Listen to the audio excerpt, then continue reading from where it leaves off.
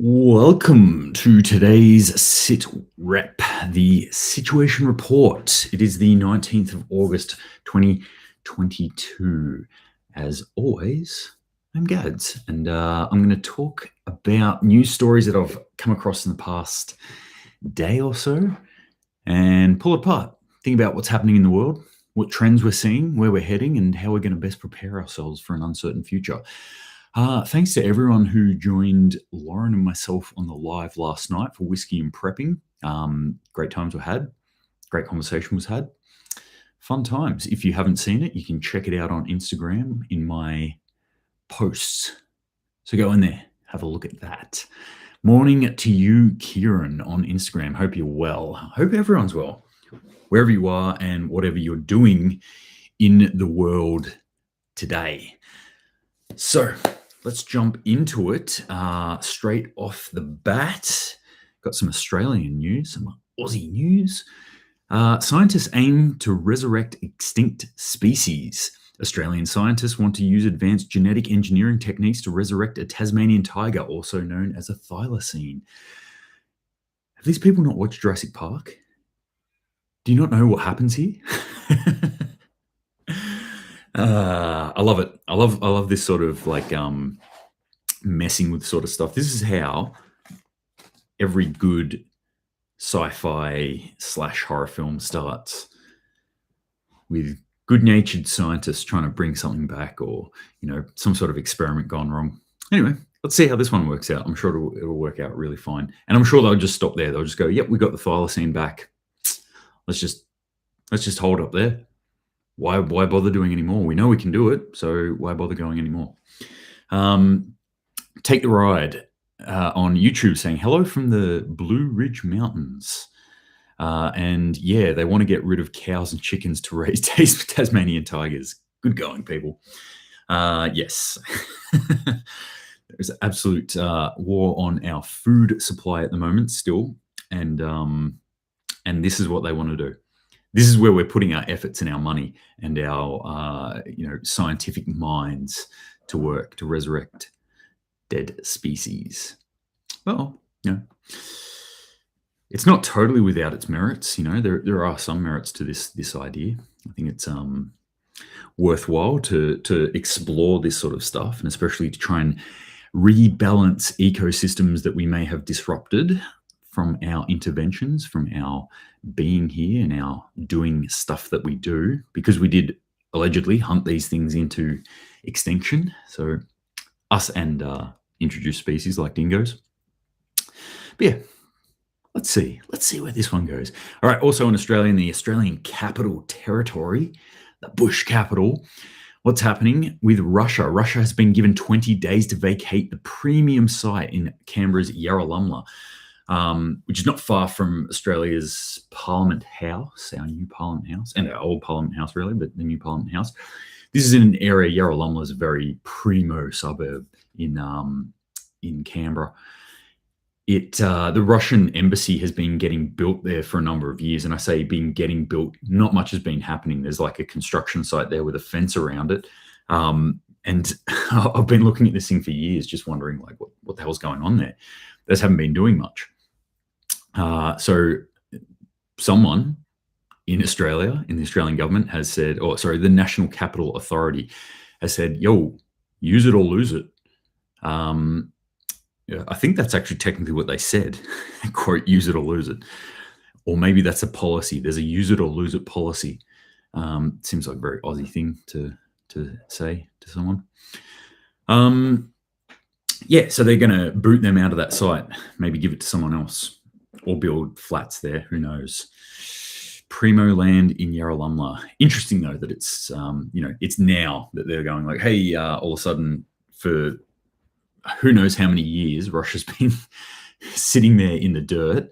I mean, they do have another embassy facility which isn't in Yarralumla, but they've been developing this new one for years.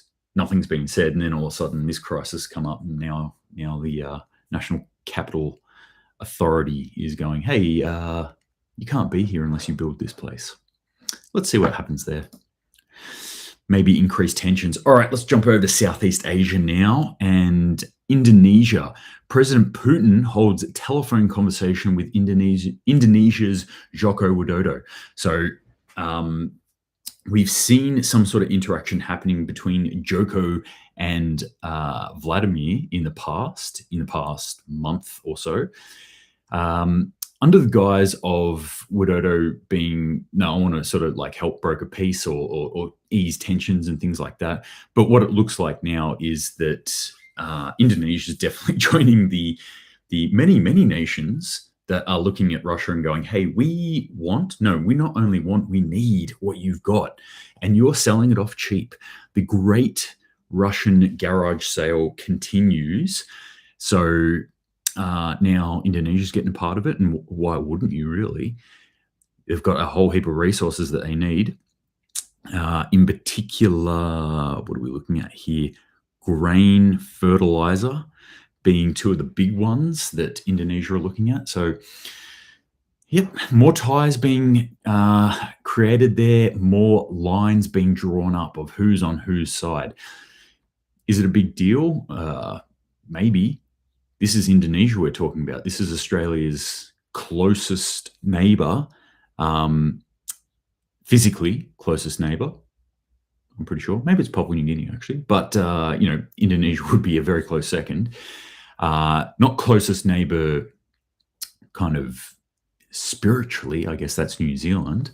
Not closest neighbour economically, but it would be very close to economically up there for Australia's biggest tie in this part of the world. So this is a pretty big deal. The other thing that you need to realize about Indonesia that I think a lot of people don't fully understand is the size of their military force, which is huge. Is absolutely huge. I can't remember the number off the top of my head, but it is orders of magnitude larger than Australia's military. So Indonesia getting into bed with Russia, I'm not saying it's cause for concern. It's just something that we probably should pay attention to at this point. Take the Ride on YouTube says, people need to start creating their own fertilizer. Use your poop. Use everything you have on your property, leaves, grass, leftover veggies, and stuff from your kitchen, eggshells, cardboard boxes. Absolutely correct. Absolutely correct. We can create our own fertilizer. What we're talking about with fertilizer, like we can create our own compost, essentially. That's not outside the realm of possibility for any human being to do that. All of us create enough waste product that we can convert into good compost for our gardens. I think, when we're seeing fertilizer, what we're talking about is industrial level fertilizers. So NPK being the primary sort of things that we're looking at there, nitrogen, phosphate, and potassium in industrial levels, so huge levels. And that's what's being crippled around the world at the moment. That's what people are screaming out for. And in reality, yes, I could not agree with you more. Take the Ride. We all need to be making our own compost. It's something that I invest time in doing. I think it's a great thing to do. Worm farms, also a great thing. Chickens, also a great thing. All these sort of scraps can go to chickens, not your poo. Don't be feeding your poo to chickens. But all this sort of stuff can get reused in some way easily. What we can't do is probably what we definitely can't do is feed 8 billion human beings in the way we have been feeding them without NPK. That's where the issue comes in, I think. And that's why countries who are well aware of this post-Green Revolution have been, just for people who don't know what the Green Revolution is, it's 60s, 70s, farming practices changed rapidly. And that's about the same time, too, that our population increased rapidly or exponentially because we could create more food. So we're not going to be able to do that in the future, at least for the next 2 years, I'm guessing. That's just not going to happen. So read between the lines of that. If we need that food to support 8 billion people and we can't create that food, figure it out. But that's, this is why I agree with you so much, Take the Ride, is that The onus is on us. The onus is on us to create our own systems and our own fertilizer systems, our own compost systems, so that we can feed ourselves. Do not rely on some farmer in some other country to be getting the foods to you.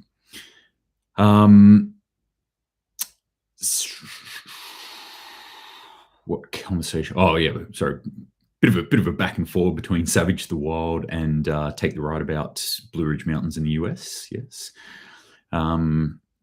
South Carolina. 8 billion human beings should be able to feed themselves. The educational system taught us to rely on government and grocery stores, and that's not the way it should be. Couldn't agree more. Could not agree more. That is not the way it should be. And what we should be teaching people, our children, is fundamentally how to survive. That should be one of the first things that we're teaching children is, hey, here's nature. Here's how you live in it.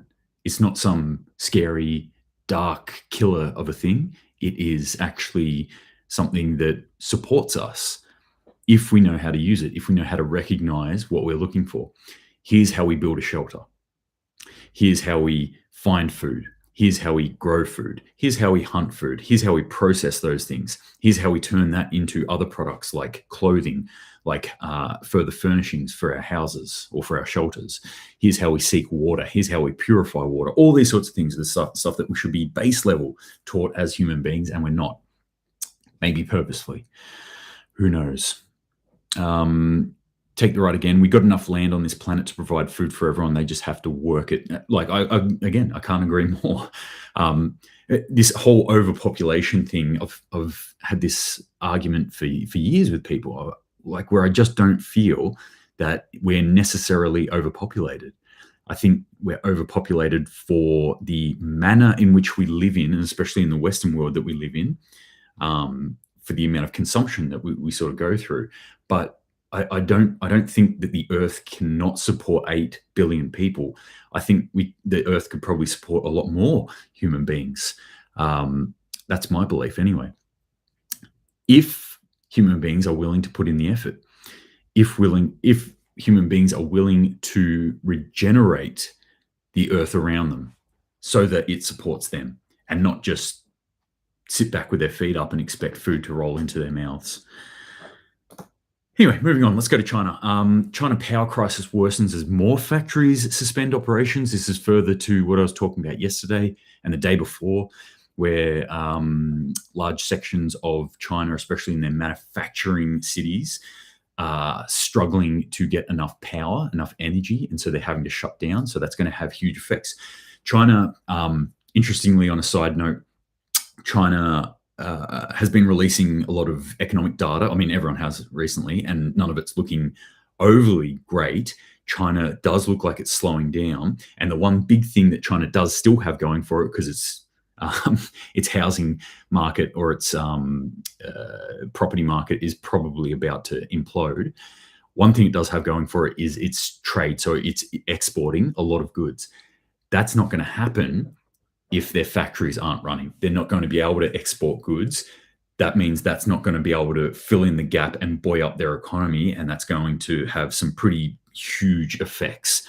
And not just on China. You can't just look at this sort of thing and go like, wow, China's going to have hard times. China has hard times. We're all going to have hard times, especially here in Australia, because we are on that Chinese money teat in Australia. That's why we have been doing so well over the past 25 years. The rise of China. Wow, YouTube is blowing up today. Savage the Wild, I'd say we're only overpopulated in the sense that we are undereducated in the sense of self-sufficient living. Absolutely agree. Grimkatsi says, we bought 40 chicks in March. They just started laying their eggs 2 weeks ago. Now we have almost 24 eggs a day. We compost their poop for the garden. Yep, chicken poop is great for gardens too. Fantastic sort of stuff going on there. Savage the Wild says, less open grassy yards and more permaculture or food forests. I love it. I love this conversation, gang. Like, spot on. 100% correct, like, on everything you're saying there. that's what we should be doing. I'm not dead against lawns. Like if you want a bit of a stretch of land to run around, or throw the ball for the dogs or something, that's all fine. But when we're making lawns exclusively for looking at, not even necessarily walking on, and not having space to actually grow food, that's a big problem to me. There needs to be balance there. I posted this up in the story this morning. This is from Ice Age Farmer. Fresh caught fish from ocean in China are now swabbed and tested for a purported human respiratory disease. So they're swabbing fish for COVID now. COVID testing fish. Just let that sink in for a second. That's probably the story. I mean, there's many stories, but I always talk about there's at least one story a day that I'll look at and I'm just like, where did we go wrong? Where are we as human beings right now? What is happening to our society? All right, let's jump over to Europe now. I've got a bit of information coming out of one of my sources who is over in Europe, who sent a couple of really interesting stories. One about, I just want to sort of foreshadow this one because I think this one could come up later. So I'm just going to like tag it now and put a pin in it. It's just really interesting, especially from anyone who's a historian and knows World War II history. Germany is aiming to, possibly, allegedly, looking at recovering some of their former lands, which now lie within Poland's borders. I mean, this is straight out of World War II. This is 1938 sort of stuff. For those who don't know, World War II started in 1939, and it was preceded with Germany invading Poland. Not Germany, the Nazi Party, specifically invading into Poland. So, we're getting these overtures at the moment here again, but this doesn't surprise me. What we're going to start seeing in the world, I believe, is as the resources are tightening up, as we're seeing, like water, droughts, food, we're going to see heaps of food shortages. We're going to see energy shortages. Countries are going to start looking around and saying, hey, we need to look after ourselves. We've had the first phase of it start already. The first phase, as I look at it, is countries locking down and going, we need to keep what we have. We need to conserve our stuff for our people. And we've seen India do this ad nauseum. We've seen a whole heap of countries do this. China, Brazil, surprisingly not Russia. It's probably the only one. They're like, we've got plenty of stuff. Take it. Everyone take it. Heaps of countries, though, are locking down at the moment. That's the first phase. We'll see more and more countries do that. We're not through the first phase yet. But the next phase is, once countries go, we've locked down, shit, we still don't have enough. Now they have to start looking at other parts. Then we'll start to see, and we've already had overtures of this, contested areas. So any areas that are already contested in the world, i.e. like Kashmir province, Pakistan, India, i.e. like Kosovo, Serbia, like the islands in between Japan and Russia, we're already starting to see issues there. These are going to exacerbate. These are going to get huge. These are going to be massive problems. People are going to start, countries, not people, but people within countries are going to start fighting over resources like this. And then the next step, the phase 3, will be countries just outright try and go, right, I know you're a foreign country, but I want your stuff. Technically, we've already seen that. That might have been what kicked off everything at the start. There's a pretty good argument that Ukraine discovered a huge natural gas field beneath their land, but that was land that was kind of maybe Russia was saying they had a claim to. I'm not saying they do, but so this could have been the thing that Russia actually looked at and said, shit, if Ukraine taps that gas and starts pumping it to Europe, we're done. We're over. Russia's gone. We need to do something about this right now. In they go. Could have been that.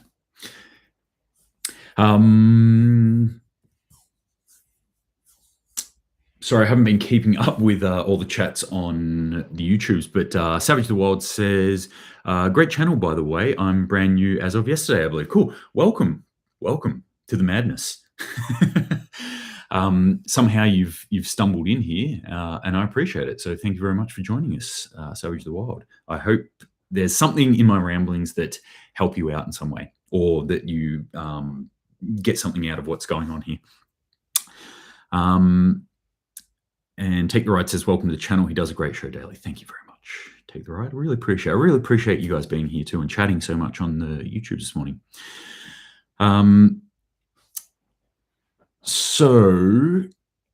Savage the Wild says, funny story about border issues. Georgia and Tennessee actually have this long brooding feud on a border error. Georgia is trying to get the border corrected to supply more water to Atlanta. Interesting stuff. That is really interesting. I haven't heard anything about that at all.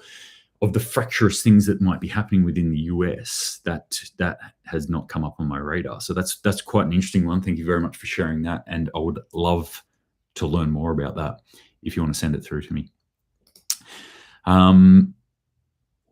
Okay, German officials, a German official has come out and cast some shade on protesters. So protests have sprung up in Germany now. They've been popping up all over Europe, interestingly under different guises, but roughly a lot of the protests we're seeing are either overtly about the cost of living, the rise of cost of living at the moment, or are created by the increase of cost of living at the moment.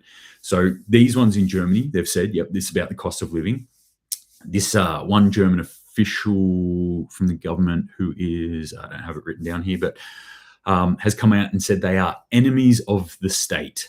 How dare you protest and talk out against us, the government, who may or may not have created this increase in the cost of living. But how dare you talk about it and say anything like that? Enemies of the state is quite dangerous rhetoric as far as I'm concerned. Again, like I'm not a protester. I don't dig on going out and protesting, but I am, libertarian minded, and I do believe in freedom of speech, and I believe that people should be able to express their displeasure in such ways if they so feel like it. Calling them enemies of the state, that's Orwellian. That is definitely going down some Orwellian arcs there. Also in the UK, closed for good. This story coming from the Daily Mail, closed for good because of cost of living crisis. This story goes through a whole heap of the crippling cost of living increases that are happening at the moment in the UK. They're in an absolute crisis. Yesterday, I think I talked about it. They hit 10.1% inflation for this month. So crazy high inflation. Some of the numbers that are coming out of there are just insane. One of the stores that was talked about here, so this is, again, was sent to me by my source in Europe. A Chinese takeaway joint got smacked with a quarterly bill for gas for £10,000. Can you imagine that? That's up from what they said. It's usually about £1,000. 10 times increase. Imagine, energy here in Australia. Let's say you paid $600 for a quarter of energy, and all of a sudden it was $6,000 or something ridiculous like that. Like, how can people be expected to continue on conducting business like this? So this is having a huge effect. This could have massive effects for the economy as a whole downstream. Because what you're looking at here is that cost of living hits. That's bad. And as I always say, with all these sorts of things, who ends up paying the bill? It's us. It's the individuals. It's the average Joe and James. It's the people right down the end of the bottom of the food chain. We're the ones who cop it. We're the ones who always have to pay that sort of bill, whether it be through taxes or inflation or whatever. So we're copping it now, and it's going to break some people. But if enough businesses start closing, this starts crippling economies. And economies aren't something that you can just ramp up over a 12-month period. Once they go down, it takes a long time to get it back up. Once it goes down and the consumer or the actual individual feeling of the economy goes down, it takes a long time to get that confidence back in people until people are going like, yeah, you know what, I will go and take a $500,000 loan off the bank to open this business on a whim and a prayer. That's not going to happen anymore. Those days are coming to a close now. I mean, good luck getting that sort of money out of a bank now anyway. Grim Catty on YouTube says, I like to hear from other countries and how they react to the news. I'm from upper Midwest USA. Peter Rouse says, do you see the story on the jabbed in New Zealand illnesses increasing 7-fold? Ooh, damn. And Peter Rouse also says, try $1,000 per month in New Zealand for power at home. Yeah, I was just making up a number. It would probably be creeping up there. I think our last one might have been 850 or 900, which would probably be equivalent. Like we're pretty relatively close to parity with New Zealand with our dollar, but I think you guys are still a little bit above us. Grim Catsy says, I'm hearing reports that this winter is going to be really bad with energy prices across the world going really high. Correct. It's bad, and it's going to get worse for you guys in the winter up there. Especially within Europe. Europe's like looking at some crazy issues with energy at the moment with their crisis, exacerbated by a number of other issues. But food and energy are going to be the big ones in Europe this year coming into winter. I don't know if you can afford a plane ticket and a 6-month holiday, maybe cruise down to Australia come October, November time and spend 6 months in the sun because it's going to get cold over there, especially like Germany, UK. These are the countries that are going to get hit hard with this sort of stuff. Not sure about the US. Your prices will increase, but historically speaking, the US is pretty good at curbing, temporarily at least, energy prices.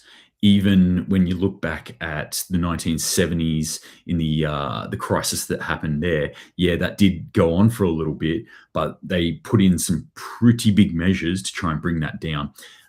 So who knows though? Biden's been selling that fuel off out of the reserves for a little while now. So damn.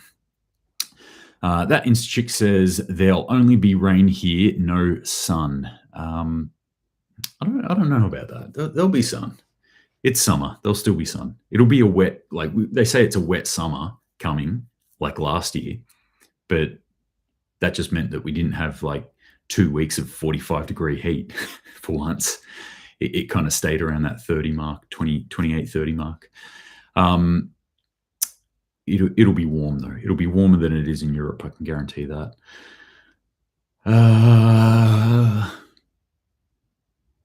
What else we got? Take the ride. People need to live where there are trees for burning for winter heat and fresh water. Otherwise, you are screwed. Yep. Savage the Wild says cost of living will eventually push out homeowners and force a society of renters. You'll own nothing and be happy. I think it'll probably be their new slogan will come out and say you will own nothing and you will not be happy. And there's nothing you can do about it. That's the way it's heading. They can't handle the Australian heat, says Peter Rouse. They're crying about 38 degrees.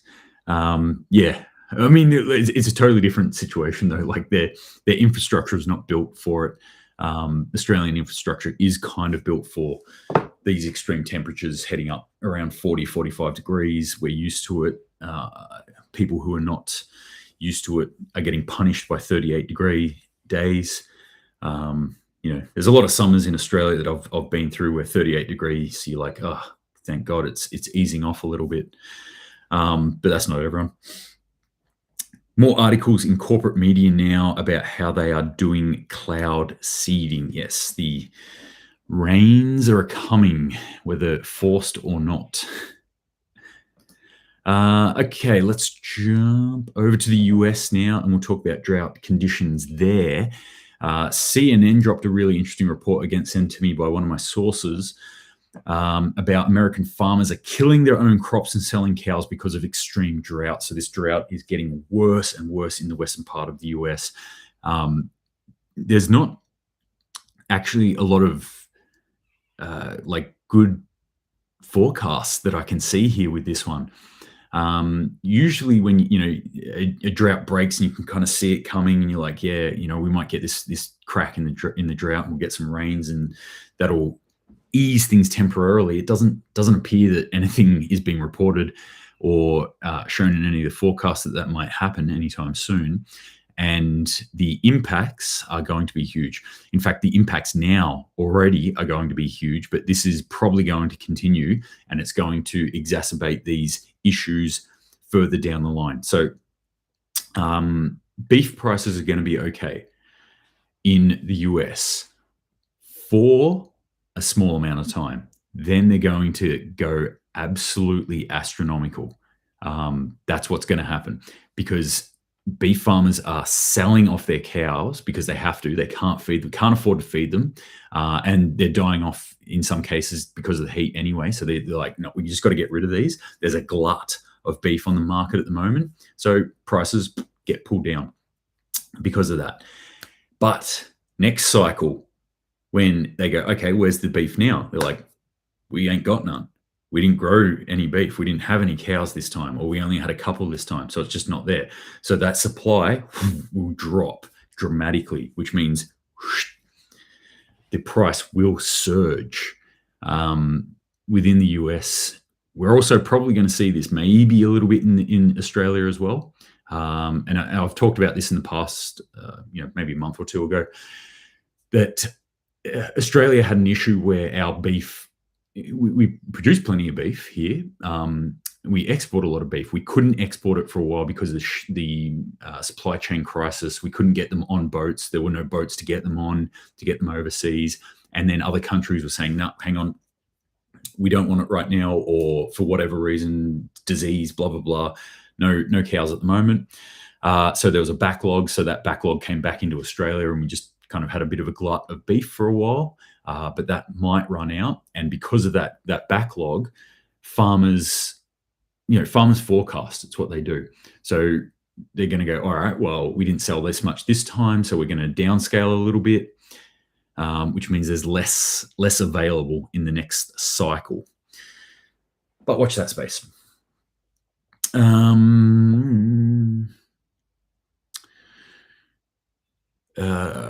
do we got here? Savage Wild says, keep an eye on the 30 by 30 Act as well. It oddly ties into billionaires like Gates buying up farmland. Incoming new agricultural standards will likely push out small independent farmers.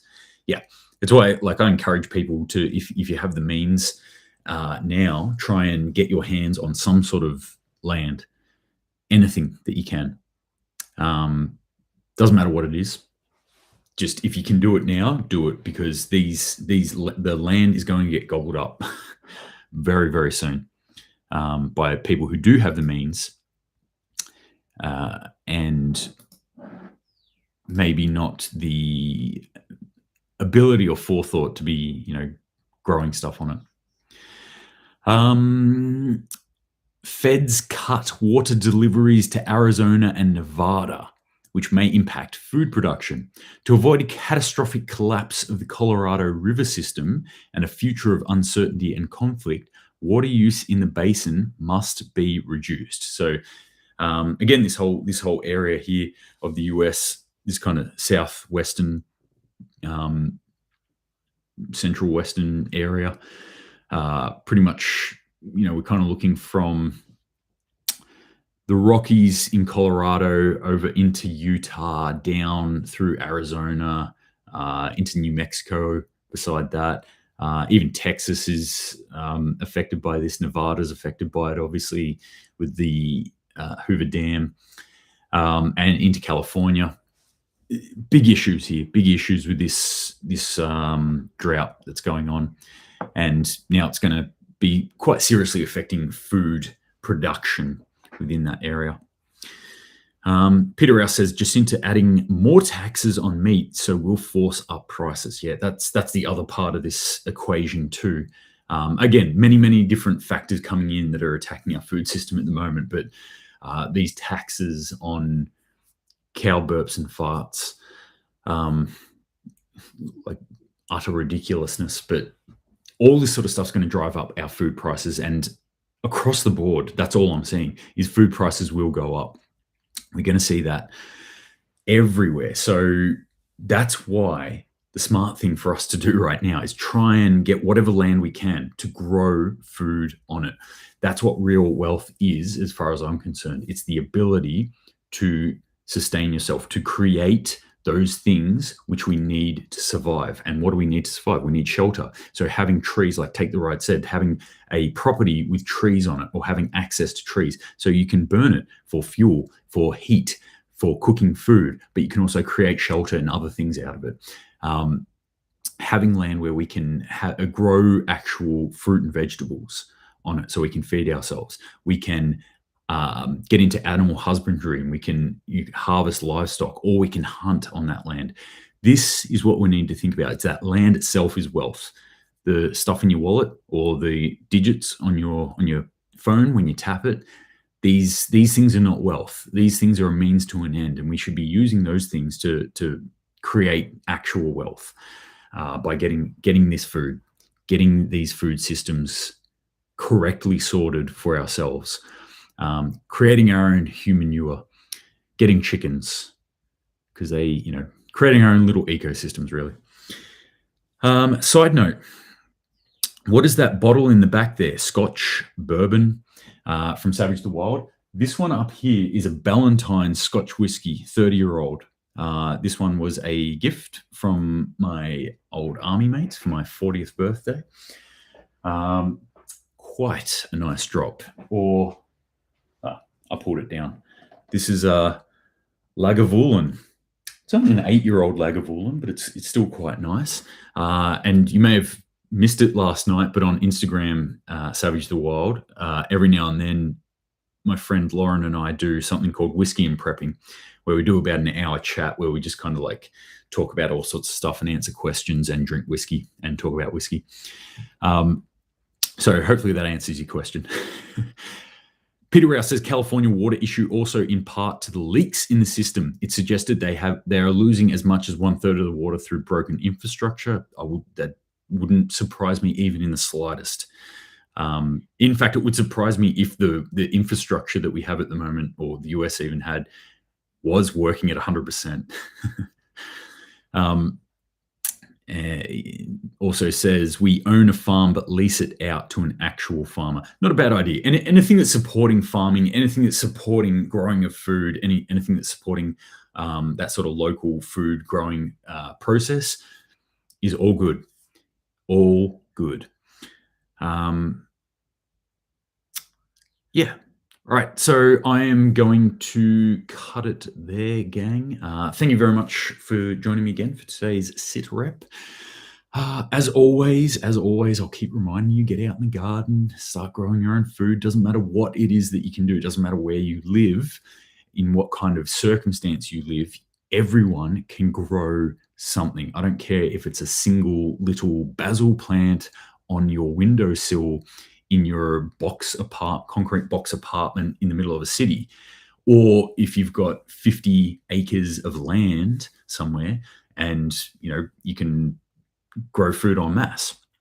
Doesn't matter what kind of situation you're in, or anywhere in between those two, which I would find myself somewhere in between those two. Doesn't matter what you can do, just do it. Whatever you have the ability to do, start doing it now. You will not regret it. You will never regret growing your own food. Even if you never eat that food, the process of growing your own food is a reward in of itself. Even when it fails, I find it rewarding. I find that I've learned something, or I find that at least I gave it that try. And to be honest, a lot of my stuff does fail. But I try, right?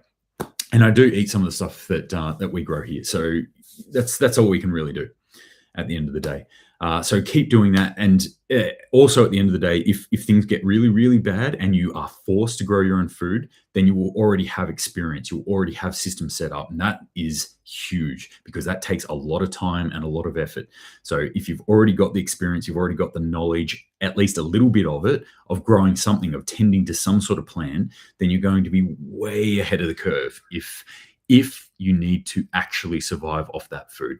So think about that today. Think about getting those processes up and running. As always, if you've got any questions, shoot them through to me. Always love to hear them. If you've got any other stories that you come across that you find is interesting and you think I might find it interesting too, and you want me to talk about it, please send it through to me.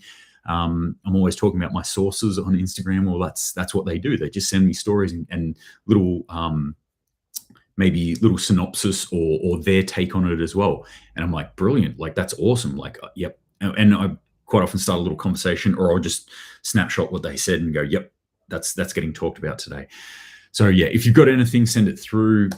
Any photos of your preps, anything you guys have been up to, love to see it. I really encourage everyone to start putting up the stuff that they're doing out there so we can encourage other people to start doing it as well.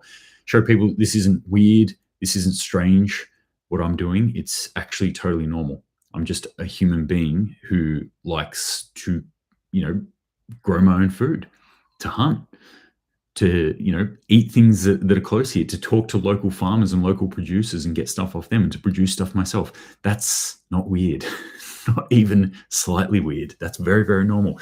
So feel free to do that if you have the capacity to do that. But anyway, that's it for today. I'm going to cut it there. So thanks for joining me again. And until next time, Semper Paratus.